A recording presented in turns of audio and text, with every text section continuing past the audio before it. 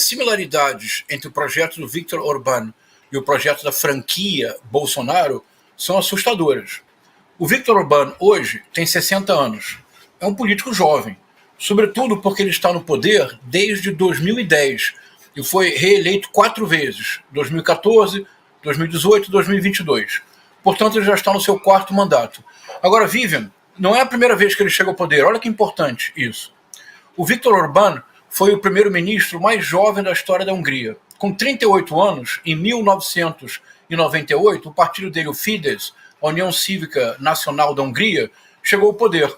Com 38 anos, em 1998. Quanto tempo ele ficou no poder na primeira vez? 4 anos. Ele perdeu a reeleição em 2002 para o Partido Socialista, tentou se reeleger em 2006, perdeu mais uma vez para o Partido Socialista, e o que ele fez entre 2002 e 2010 é ainda mais importante do que o que ele fez ao voltar ao poder, porque ele pavimentou o caminho, que é exatamente o que a extrema-direita bolsonarista está fazendo no Brasil. O que fez o Viktor Orbán? No primeiro governo do Viktor Orbán, ele não era contra a União Europeia. Hoje ele se define ele mesmo como um eurocético.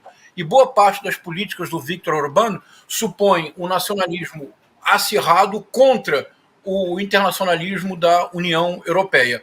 Mas entre 2002 e 2010, para voltar ao poder, o que fez o Viktor Orbán?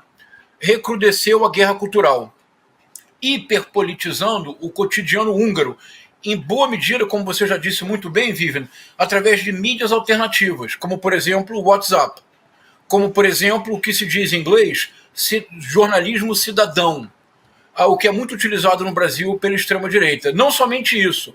Nesse período de 8 anos em que ele ficou fora do poder, o Viktor Orbán tornou-se um ferrenho nacionalista cristão. Aproximou-se de maneira decidida das igrejas, aquelas que o apoiavam.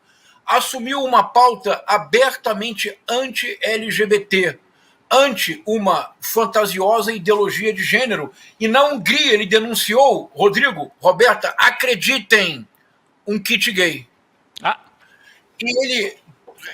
E a oposição no legislativo aos 2 governos socialistas foi uma oposição feroz, cuja finalidade era paralisar o governo e desmoralizar o legislativo. Isto é, o Viktor Orbán radicalizou ao máximo e criou quase que um laboratório para a extrema-direita mundial, através da hiperpolitização do cotidiano, cuja verdadeira finalidade é despolitizar a polis, porque somente numa polis despolitizada ele pôde fazer o que fez a partir de 2010. Depois de 8 anos de Partido Socialista no poder, depois de 2 derrotas contundentes, em 2010, aproveitando-se de uma crise econômica, essas crises cíclicas que sempre acontecem no capitalismo, ele voltou ao poder. Em 2010, obteve 53% dos votos. Maioria, mas não maioria esmagadora. Ele criou, então, porque reconheça-se, o Viktor Orbán é um importante intelectual. Ele realmente formula políticas, ele formula conceitos, ele criou uma cartilha para a extrema-direita transnacional, composta de 12 pontos, todos aplicados no Brasil religiosamente e trazido ao Brasil pelo Eduardo Bolsonaro, que tem contato direto com Viktor Orbán. Ele obteve 53% dos votos para a eleição como primeiro-ministro e obteve uma maioria de aproximadamente 65% no parlamento. O que ele fez? Ele aprendeu a amarga lição da derrota em 2002. O que ele fez? Ele proclamou uma nova Constituição em 2012. Em 2 anos, ele mudou radicalmente as estruturas da democracia húngara. Como? Ele aposentou os juízes da Suprema Corte. Rodrigo, aposentadoria compulsória dos juízes da Suprema Corte. Por quê? Porque assim ele teve a prerrogativa de indicar os novos ministros.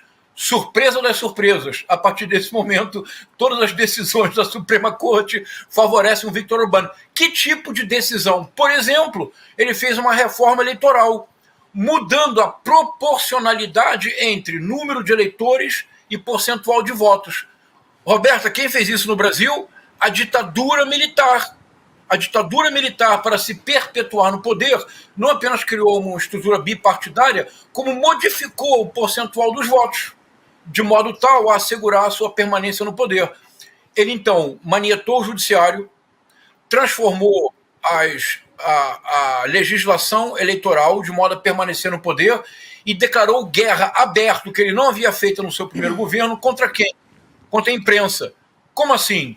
Ele favoreceu a mídia alternativa, digamos, WhatsApp, etc., etc., e milionários com contratos de corrupção no seu governo. Ele agora enfrenta problemas na Hungria por isso, depois de 14 anos no poder. Compraram a peso de ouro em jornais e empresas de comunicação que eram adversárias ou críticas ao governo. Hoje, na Hungria, é praticamente impossível que uma empresa jornalística como o ICL, por exemplo, pensar no ICL na Hungria hoje seria absolutamente impossível. E ele terminou aqui? Não. Em 2017, ele conseguiu passar uma lei. E hoje ele controla na Hungria o ensino universitário.